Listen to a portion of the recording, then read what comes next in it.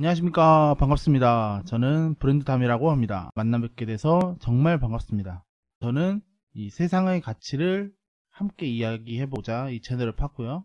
제가 생각하는 세상의 가치, 시장의 가치도 있을 수 있겠고, 그 외에 여러 가지 가치가 있겠죠. 그거를 여러분들과 함께 만천하에 펼쳐보고자 이 채널을 만들었습니다. 저는 험한 말도 많이 할 것 같고, 일단은 처음이니까 고운 말로, 바른 말로 한번 시작을 해보도록 하겠습니다. 앞으로 좀 적응도 되고 막 이러면 그때는 좀 욕도 좀 하고 심하게 좀 해볼 생각입니다. 다시 한번 정말 감사합니다. 제 채널은 이렇게 흘러갈까 해요. 자유경제 시장체제. 저는 신봉자입니다. 경제학도고요. 그래서 작금에 행해지고 있는 자유경제 시장체제를 무너뜨리려고 하는 이 현 정부에 저는 강력하게 맞서서 이들을 비판할 것이고, 그리고 아울러 우리가 대한민국인으로서, 그리고 대한민국이 앞으로 어떻게 나아가야 될지 여러분들과 함께 토론해 보고자 합니다. 제가 오늘 다루게 될 첫 번째 주제는 최저임금 인상입니다. 최저임금이 8,590원으로 2.87% 인상이 되었는데, 저는 이거를 보고 그냥 순간 딱 들었던 생각은 이거였어요. 정부의 적이 늘어났다. 정부의 적이 늘어났다. 제가 왜 이런 생각을 했냐면, 이 최저임금에는 두 개의 큰 세력이 있죠. 노, 사. 그리고 이거를 조율하는 정이 있습니다.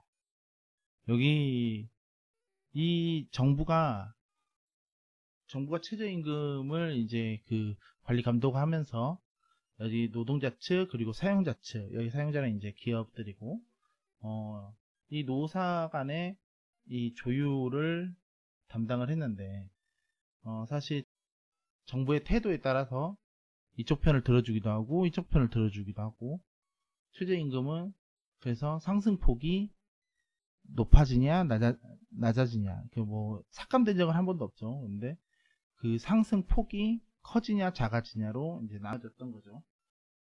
문재인 정부가 목표가 이게 1만 원이었으니까 최저임금 인상을 발표할 게 두 번 남았어요. 사실 만 원을 하려면 제가 생각했을 때는 9천 원을 넘기지 않겠느냐. 이게 애초에 초안은 여기는 만 원이었고 여기는 8천 원이었대요. 그럼 8,350원 한 요 정도 있는데, 여기 보면 그러니까 만 원으로 가려면 한 요쯤은 와야 되지 않습니까? 그러니까 한 9천 원쯤은 돼야 인상폭도 조금 낮아지면서 만 원으로 갈 수 있는 어떤 그 계기가 될 텐데, 그런데 뉴스를 보고 굉장히 놀랐습니다. 이거는 사실상 만 원 포기예요. 정말로 만 원 할 수 없다는 거죠. 그러니까 정부가 만 원을 하겠다니까 여기 이 사람들은 엄청 좋아하고 사실 지지를 했지 않습니까? 이렇게 거의 바라기처럼. 그런데 정부가 이거 만 원을 못 한다고 하니까, 니네들이 한다고 해놓고서는 왜 니네들이 못 한다고 하냐. 여기 당연히 반발이 있을 수밖에 없죠. 여기는 원래 적이었고. 그러니까 왜 적을 늘릴까요? 그래서 얘네들이 지금 뭘 깨닫나? 깨달았나? 뭐가 잘못됐다는 걸 아나? 아니면 갑자기 얘네들 편을 들어줄 리가 없는데, 기업하기 좋은 대한민국 이런 거 만들자는 것도 아닌데 갑자기 바꿨어요. 이상하더라고요 좀. 정부 얘기는 제가 잠시 뒤에 하고, 이 노동계 측의 대표 격이죠. 민주노총. 이 민주노총에 대해서 먼저 좀 얘기를 해볼까 하는데, 어, 말이 참, 언어가 최저임금 참사, 양극화 해소 위에 더 큰 투쟁. 뭐가 양극화를 해서 최저임금 올리면 양극화해서 안 되잖아요. 여러분 잘 아시잖아요. 이게 더 이게 벌어지는 건데. 그 발표 후에 노동계가 이제 입장을 표명했어요. 그래서 문재인 정부 소득주도, 이거 뭐 못하네요. 이거 소득주도 성장 폐기 선언, 최저임금 참사. 이 사람들 분명히 다 알아요. 소득주도 이 사람들도 안 되는 거 알고, 최저임금 뭐 양극화 해소 안 되는 거 다 알고, 이런데 자기 이득을 위해서라면 사람의 목숨조차 노릴 수 있는 사람들인데, 이런 거짓말 아무것도 못하죠. 이 사람들은 기본적으로 양심과 신뢰가 없습니다. 여러분 그거 아시죠? 이 좌파들은 기본적으로 양심과 신뢰가 없어요. 그래서 이 사람들은 자기가 하는 말이 거짓말인지 사실인지에 대해서 인지가 좀 부조화가 되어 있습니다. 사람들을 만나보면 그렇더라고요. 거짓말을 해요. 거짓말을 하면 그 거짓말에 대해서 책임을 질 줄 알아야 되는데 책임을 안 집니다. 그러면 신뢰가 없죠.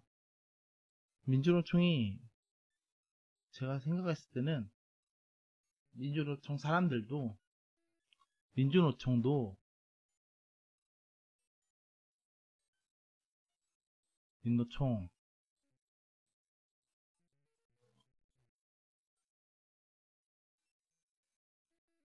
정부 서로 이용했어요. 그런데 한쪽이 돌아섰잖아요. 지금 주지 않겠다 이거니까 바로 불사하죠. 우리도 주지 않겠다.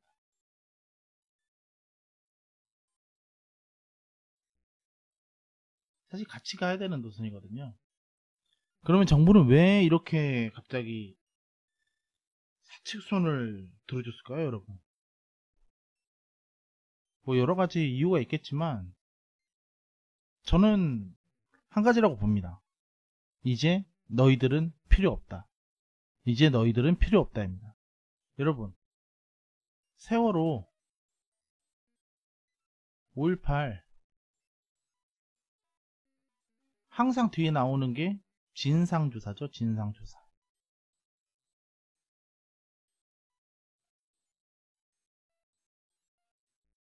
진상조사. 세월호 5.18 진상조사해야 된다. 진상조사를 하기 위해 노력해야 된다. 뭐 진상조사단을 꾸린다. 항상 이렇게 말하죠. 근데 안 하잖아요. 왜 안 할까요? 할 필요가 없으니까. 할 필요가 없어요. 세월호 5.18 할 필요 없습니다, 여러분. 여기는, 그리고 여기는 그냥 민중들의 어떤 이렇게 마음속에 가슴 아린 어떤 이 그 가슴 한켠의 측면을 확 올리는 그런 도구에 불과하잖아요. 가슴 뭉클하고 뭔가 짠하고 불쌍하고 가엾고 그들의 희생을 위로하며 우리가 그들의 죽음에 우리가 분노해야 됩니다, 여러분. 죽음의 진실을 밝혀야 됩니다, 여러분. 이러면서. 근데 그러면 그게 그렇게 뭐 말을 했으면 정말 해야죠. 근데 안 하잖아요. 그게. 아니 야당 시절일 때 이 세월호 5.18에 대해서 아예 뭐 피눈물 쏟을 것처럼 막 얘기를 하시던 양반들, 지금 정권 잡은 사람들이 그 사람들이잖아요. 근데 안 하잖아요. 이거 안 한다니까요. 이거 못 하는 거 아니에요. 근데 그 사람들 지금 정권 잡고 있으니까 하려면 할 수 있어요. 그렇잖아요. 민주노총도 마찬가지입니다, 여러분. 이제 현 정권 유지에 있어서 그들은 필요가 없어진 존재예요. 더 이상 말을 들어줄 필요가 없다는 거예요. 요새 번화가 같은 데 가보시면 심심치 않게 보실 수 있을 겁니다. 이 세월호, 그리고 뭐 5.18은 잘 모르겠는데 뭐 노동자 연대 뭐 이런 거 있어요. 노동자 연대나 뭐 민노총도 뭐 계속 이제 걸개하고 투쟁한다고 하고 파업도 뭐 얘기를 하죠. 이 사람들이 전부 자꾸 이렇게 시위를 하고 하는 게 정부에 당한 거예요. 이 사람들은, 이 정부 사람들은 잡은 물고기에게 먹이를 주지 않습니다. 그러니까 뭐 잡은 물고기에게 먹이를 주지 않는다. 사실 되게 비참한 말이잖아요. 근데 잡은 물고기에 사실 누가 먹이를 줍니까? 아무도 먹이를 주지 않잖아요. 그거는 맞는 말이잖아요. 이 문재인 정부는 잡은 물고기, 뭐 애초에 잡은 물고기라고 얘기도 하지 않겠죠. 같이 더불어가는 세상이다.